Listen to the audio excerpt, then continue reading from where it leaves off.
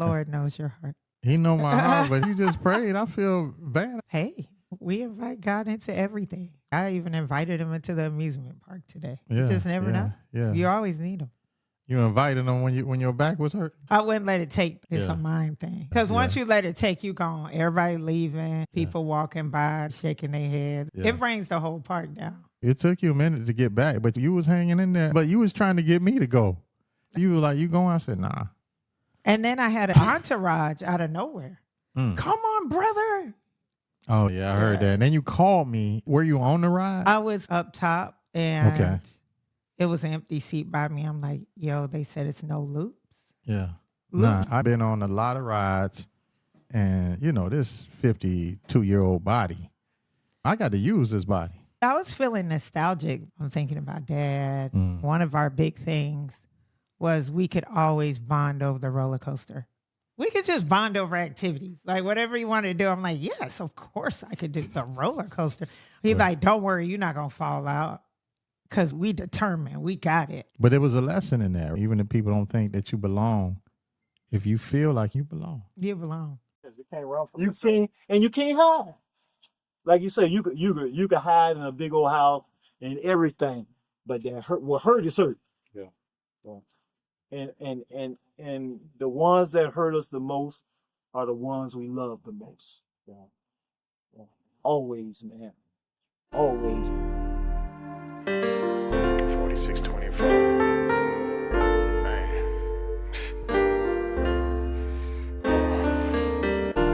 It was Kentucky. We had some good times too, though. I can't just say it was all bad. Seemed like a long time ago, 4624. Let me take you down this road. I just want my story told. I just want to break the mold. Trauma healing unfold. Seemed like a long time ago, 4624. Let me take you down this road. I just want my story told. I just want to break the mold. Trauma healing unfold. It was me, my pops and my mama, my little sis in a 3-bedroom, too bad. The holy rich seemed to have it all together. So 4624. Oh my gosh. Let's Are we talk about recording? it. Yes, we are. We're live. Oh my gosh. So let's talk about it. How did we come up with the concept for 4624 and what is it going to be about? Yes. And so I'd like to ask you that question. So 4624, you're going to put it on me because I'm older, right? Yeah. I mean, 4624 is big brother, little sister. is going to nice be to meet you guys. About trauma healing. During my childhood, I experienced some trauma, or we experienced some trauma as a family. Right. So we want to use this show as a means to help people identify that and to cope with their trauma issues. Basically, they're just going to drop their digits for their house numbers and just give us their story on what happened to them. It doesn't have to necessarily be childhood or in general. No, I mean, I would say that our main thing is childhood trauma because that's where it first met us. Yeah. And when you're at such a vulnerable age and trauma meets you and it's just so heavy, and we're going to get into what trauma is. It's not necessarily like the event that happened, but it's the effects and our response to those things and how that can continue on. So my thing is, it's important, and what was heavy on our heart was to start by addressing childhood trauma, because sometimes you just think you outgrow it. And just to be real, I think 4624 was delayed because at first I wasn't really excited about talking about trauma, because trauma isn't necessarily sexy. So last time I spoke about my childhood and what went on in the childhood, I had a headache for 2 or 3 months from talking about it because it was so painful and it was just so much. And I had moved on. I had packed that away somewhere way deep in my mind to where I knew it happened. The people that I know and love knew it happened, but leave it there. People like our elders, that's how they handle things. They saw it, they went through things, they got through it. It didn't kill you, it made you stronger. So we moving on. Nope.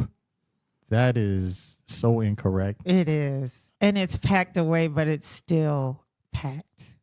It's still in the house. If it's packed away, it's still located somewhere. and triggers seem to locate it. I always say unresolved trauma is just waiting on an opportunity to present itself. And it's not resolved by time, like time spent without working and processing it. It's not, that's still unresolved. It's, oh, okay, this happened when I was 10. I'm 46 now. That's water under the bridge. But it's water under the bridge, all right, but the bridge still exists. The water's still there. It's all still there. So it hasn't been processed out. And some people will be like, they don't want to dig that up because you are going to feel a way. But you feel a way anyway. You just don't feel it. Still there. And something that you said offline in another conversation, you were saying it's like someone walking around sick and they feel like they're asymptomatic, but they're getting other people sick, but they act like there's nothing wrong with them. Yeah, because I don't feel any symptoms. Thinking back to COVID and those times, some people the symptoms didn't project right away, but it was in your body. And in fact, that's when you were the most contagious. And people still talking about it's just allergies or whatever. Right. We want to deflect. Yeah, it's easy to deflect. And then also, social status and money can give you, or success in anything can give you a false sense of reality that, hey, everything is all cool. I'm making this much money. I'm having this much success. But let something turn left. Let something not go right. That's when you start dealing with your default. So I call it default because it's however you handle things in your youth or your childhood. Unless you retrain your mind, most people, they go back to their default. Yeah. And that default can be how you used to handle things as a 10-year-old or 12-year-old in foster care. But you're a whole grown person. Oh, yeah. The default is real. And, you know, being a entrepreneur, we both are minister, so woman of faith, basically. And even now, a trauma healing facilitator. That's where the whole idea of not just trauma, but trauma healing came about, because beginning to see, first we dig all this up, then it's what are you going to do with it? You know what I mean? And it is so comforting to know that we do have a healer, to know the God I serve in this way. I think people know him in different ways. Okay, this was the God of grandma. This is Jesus. I don't play with him. This is, I want to go to heaven, Jesus. This is all these different things. But Jesus as a healer, and a healer specifically of your trauma, is, you know, what kind of got me to a point where I'm like, yeah, I can talk about this. And because to talk about something and still have no resolve and still have no comfort in this is like, why even dig it up if I've already come up with a method to live my life in pseudo peace? Like, why would I bring this back up? Yeah. But what we start to realize is it's always there.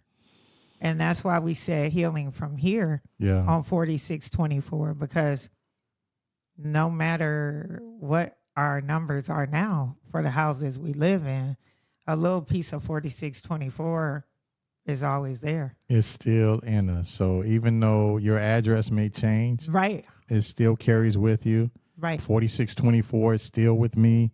Phyllis 1616 is still with her.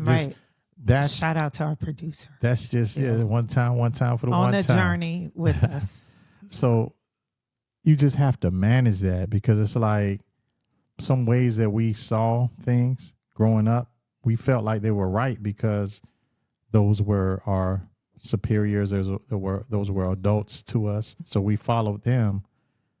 And what I'm finding out in life, they pushed it or did it the best way that they knew how from where they came from. So it's up to the next generation to, even if you didn't get the correct apologies, even if your parents didn't get it right, it's up to you to get it right. Turn the camera on you. Yes. And see how you're going to do it, because there's nothing that I can do about. A wise man once said. A wise man once said. So it's nothing I can do or we can do about what happened in 1984, 85.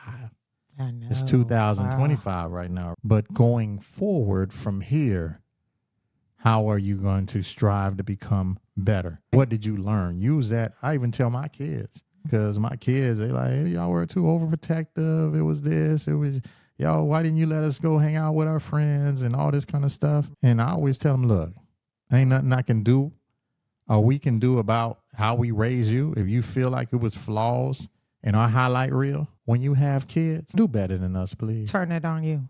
Because we didn't have all of the proper examples. So we were just trying to figure it out. We were taking bits and pieces from different people that we saw and admire. Of course, our parents, we're going to get the main from that.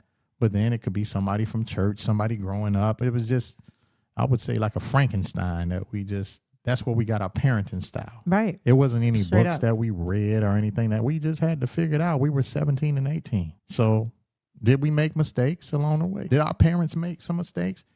Yes. But it's up to you to do better. If you want to do better, you can repeat the same mistakes and get the same results. That's not smart to me. Two things I just realized. One thought that I had while you were saying that and saying we adopted the ways that we saw when we were parented into our lives later on. And I thought about that. Some of the things we knew were wrong, but at the time we couldn't overcome them. So then our mind says, even as we're older, we don't see how we're going to find the victory still. Like our mind hasn't shifted. So we continue to operate in those ways, even though we knew they were wrong at the time. I'll give you an example. In our house, it got to a point, and you know this, at 4624, that we couldn't have a Christmas tree.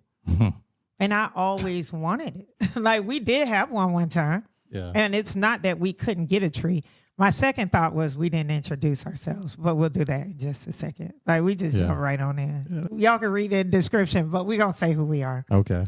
Okay, I'm little sister, El Shish. Michelle Salvant. It's L. It's L. It's Ed and L. Okay. I'm Ed Averette, big bro. So I was talking about the Christmas tree. And then so when I got older, I have a house and a family now. But it took one of my best friends to go with me to actually buy a tree. She was like, every year you don't put up a tree. I'm like, oh, I'm never here. We're like at our family's houses or something. So what's the point? But the point was it hurt so bad not to have a tree that I think I gave up on one. Oh, man. So let me tell you, that's great. Is this real though? It's real. So it becomes normalized even when it's kind of like, and then you go, okay. It's kind of like when they say you put the lid on the jar and you have, what is it, like mosquitoes or just something in the jar and you have the lid tight where they can't get out and they just keep trying and they can't.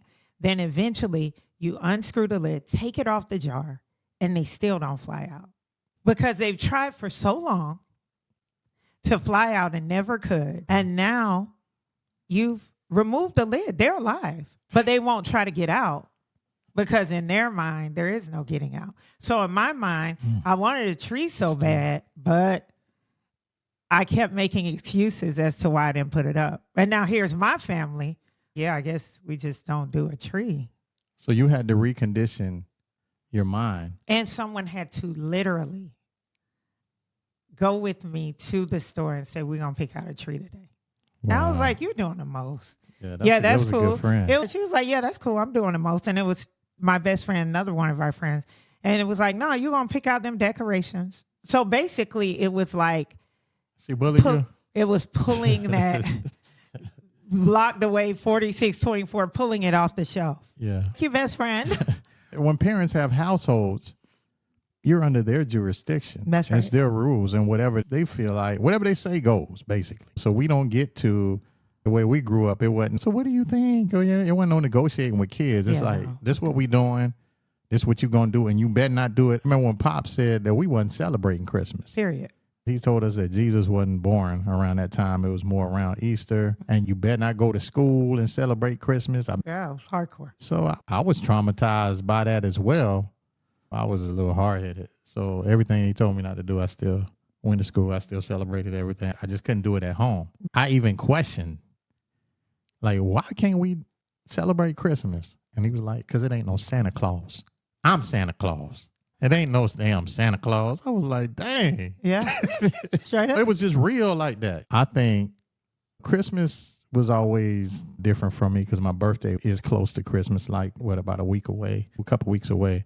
But I think having a family at a young age and being married, and my wife, loving Christmas, she did all the decorations, all of the lights outside, all of that. I could have did without. I didn't really care. They looked pretty, but if it was up to me, and if I was a single parent or if it was a different dynamic, if I had a wife that didn't do all that, I wouldn't have had all of these lights and stuff. But it's beautiful. So that put that warm and fuzzy to me. And I've always felt like I celebrated Christmas, but I felt guilty for celebrating Christmas, probably from childhood. So I was like a Grinch a little bit. And it's because of childhood issues. I would still buy presents and all that. Of course, yeah. But I wasn't in the moment. And my whole dream of seeing the house lit up. And another thing, you now have been cut off, so you have no experience. There's no precedence. There's no background for you to pull from. There's no intel because it's been cut off. And while you would ask the questions, Big Brother would, and we'll get into more of you bringing the resistance, I just went ahead and surrendered to the regime. I'm like, all right, no tree then. So what you want to do? Nothing. Okay. Nothing. I mean, what can I do? I can't overcome this person. The age difference, we're 6 years different. Right. So when I left the home, was removed or what have you, I was 10 years old when I was removed from the home and went into foster care. Okay. And you were 4 years old. Yeah. So you were very young. You couldn't really say too much. You saw a lot at a young age, but you couldn't say anything. You were just a baby, really, to me. But you saw situations like, I know we talked about a situation where I was saying I was going to run away. Oh. And I packed up all my stuff. And I told him, I dumb behind, going to tell him I'm running. I'm tired of this. I'm going to run away. This is, mind you, while on a Saturday, while we're all washing the cars, because every week, like, there were certain tasks you had to do, which is cool. And washing the cars was one of our tasks. My task was the hubcaps. So I'm down like by the car, and wow, I was 4 doing hubcaps. That's so strange. But I just see my brother walking down the driveway. Mind you, we are in the driveway washing the cars.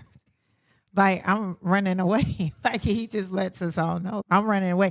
And I just remember thinking in my mind, like, this is not going to end well. We had a long driveway, too. In my mind, I was like, dog, you're not getting to the end of the driveway. I don't even know why he's doing this, was what I was thinking in my mind. But I was still just doing the hubcaps in silence. Yeah, I was adamant about it. I was tired, man. I was tired. We always had to do these chores.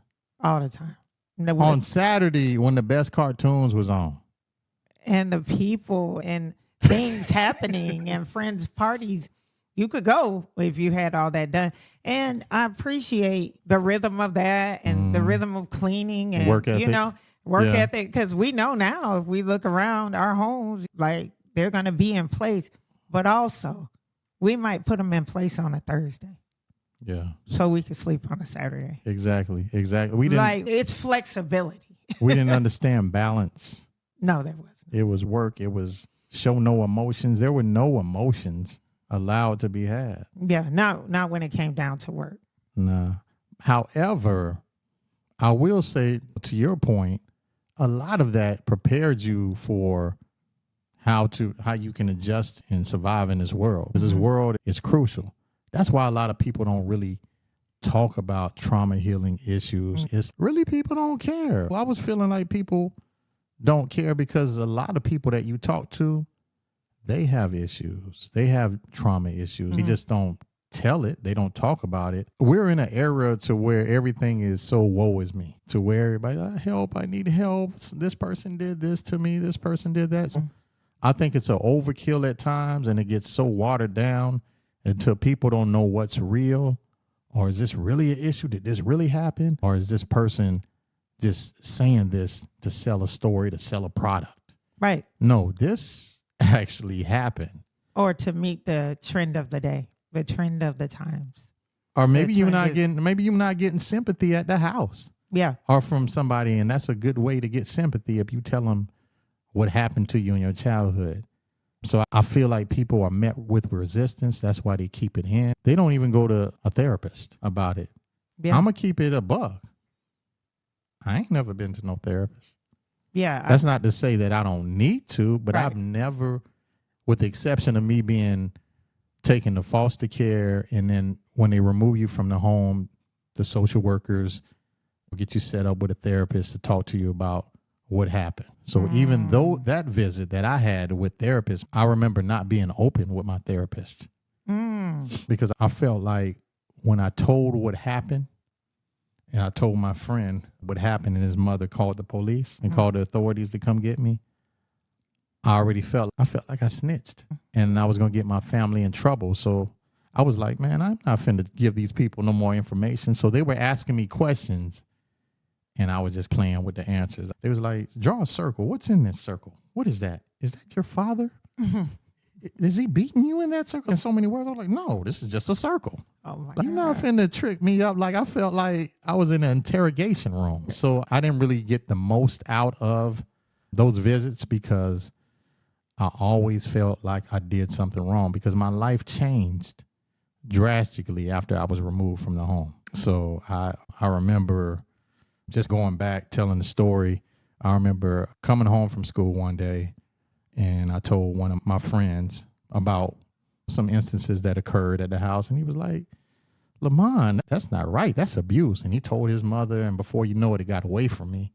And she was like, we need to call the authorities. You can never go back there. And I was like, what? My stuff is there. My family is there. What do you mean I can't never go back? And sure enough, they called the police. The police met me there, and they told me to get my stuff real quick. I had to put it in a plastic bag. They put me in the back of a police car, and I went to a temporary shelter, foster home, and my life changed forever. I never returned. So at that time, you told your friend some of the things that have been happening to you there. As they seemingly brought a solution to the table, how did you feel at the time? Like the solution of, you're not going back, we getting the authorities involved, you're going to be removed. What were your feelings at the time? Like, I felt like they was doing it was too much, too fast. My mom is there, my sister, my whole family, and everything that I knew and loved was at that house. And you telling me I can't go back? I'm 10 years old. I don't understand. I have no understanding of that. I got a test tomorrow in school. I got to go home so I can study for my tests. I got certain shows I wanted to watch. I wanted to watch Little House on the Prairie and Star Trek like we did. You know what I mean? It's certain things that I wanted to do. But it just happened so fast, not knowing and realizing that probably saved my life. But I just felt like I let the family down. Because we always had this rule in the house. What goes on in the house stays in the house. You do not tell nobody. Back then, it was like the mid-'80s, and racism was a thing. You know what I mean? As a black person, I'm just going to we speaking real, right? it's healing from here. As a black person, you don't want to look bad out there in this world, because as black people, we feel like they're always looking at something to knock us down or to paint us in a bad light. So the only people that's going to protect us is us. So if your kids are going to school telling everything that the parent does, that ain't a good look, because we rough as a community, as black people. So we're raised differently. We're not raised the same. It's a different culture. So you may not understand how I vibe with mine, and I might not understand how you vibe with you. I might say you negotiating with your kids too much. Don't negotiate with no child. We paying the bills. You gonna do what I tell you to do. Team no gentle parenting. That's So you. when that happened, Yeah. I felt like a snitch. Like I snitched on my family, and I didn't want nobody, even though all of that was wrong that happened, I didn't want nobody to get in trouble behind what I did, because this is a whole family. Again, this is all I know. Yeah. I'm like, it was just crazy. It just happened so fast to me. And the abuse, looking back on it, it happened probably over a course of maybe a year and a half, but it wasn't the whole time that we knew him. You know what I'm Right. saying? And just to be clear, it wasn't sexual abuse. It was physical. It was physical abuse Right. to me as well as our mother. I do remember the police. So I think at this time, I'm already young, but I'm learning how to keep myself safe. You know what I mean? So I am watching you to get cues on what safety looks like and what safety doesn't look like. I'm like, okay. And so I remember the police coming in, but it was so fast, like you said. And then a lot of things are a blur after that. Yeah, the whole process, man, from me being taken to the home, me going to like these little court dates with mom was there, and they were just going over all these things. And I remember the judge basically, after the last case was over, he just slammed down the gavel and was like, "You are now the property of the state of Florida." I felt like I was being sentenced. So I remember just looking at mama and I was like, "Mama, what does that mean? I'm gonna go home today?" Just still not understanding. She was like, "No, but I'm gonna get you. We're gonna get you." I was like, "Where am I gonna live?" And he was like, "You're gonna live in the foster home until we get things situated, but we're gonna get you." And they took me away. She went away. We didn't leave together. We left separately. And my life was changed forever. Now, to mama's point, she did stay in contact with me. She did visit me as much as she could. Yeah, I remember. But I can tell you that being an adult, I understand a little more the dynamic. So she had an obligation to me as a child, but she was married to this man that she loved.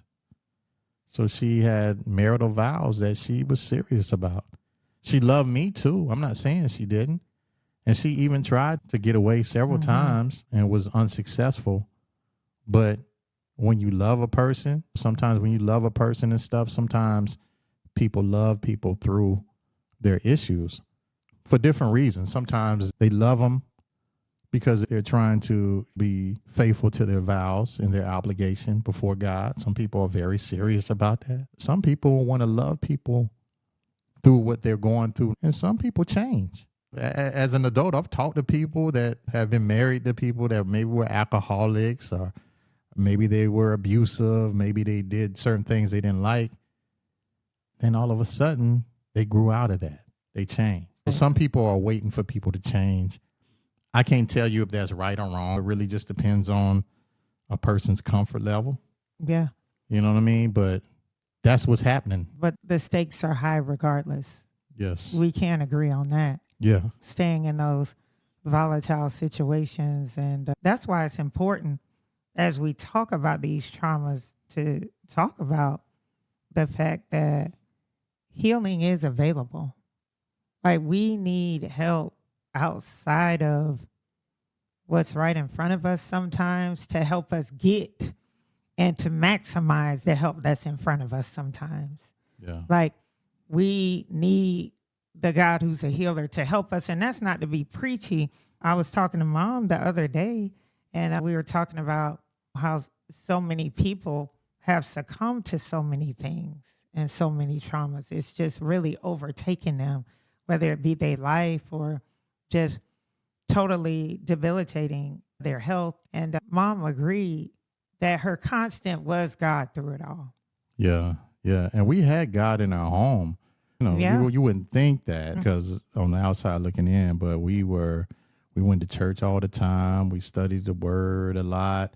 We had Bible study before school and after school. Like, it was obsessive. You know what I mean? Yeah. So, But and even in that, God had his hand on us. oh yeah. Yeah, absolutely. But I think what it shows too is, along with that, some actions take place and some help in addition to that is presented for us to take advantage of. Yeah. Along the way. We said it moved quickly and everything like that. And I'm wondering, like, for you during that situation, like, what was the hardest part of the situation? Man, we're gonna go back to a part 2 and we can talk. Yeah. So the hardest part is next. All time. right. Sounds Next good. time. Let's Yeah. go. This is my story. What's your story? Turn the camera on you and tell your story. He brought you to it, can bring you through it. He had his hands on my life, and God won't he do it?